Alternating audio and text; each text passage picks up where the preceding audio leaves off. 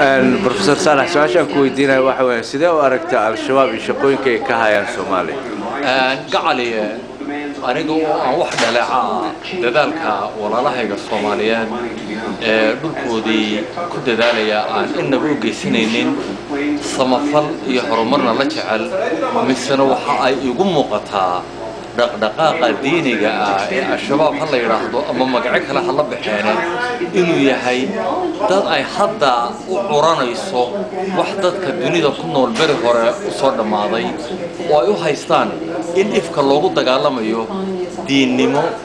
Soomaaliyana dadku ay isugu haystaan gaalo iyo islaam dadka Soomaaliyeed ee soo daalacay ee soo jajabay cudurka ugu weyn ee meesha ku dhex jira ee ay ka degenaadahay maaha inaan gaaliyo muslim kala nahay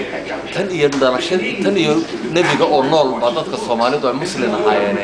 wax weeye qibyaalad iyo siyaasad iyo damac iyo hunguri iyo nidaam la'aan waxaan dhalinyaradan u arkaa shabaabka la yiraahdo inay aad ugu jajabeen himilooyin ka imanaya iyo gufaaco ka imanaysa lama deegaanka Carbeed oo si u saaqay aad muddo inay waayahan ay hadda ku nool yihiin iyo waayaha dunidu maraysoba ay kala gudbeeno doonayaan inay beri hore iyo taariikh Carbeed oo hore ay hadda soo curiyaan oo ay ku dhaqmaan waxaad moodaa hawl dunida u dhamaatay inay u dhalatay maanta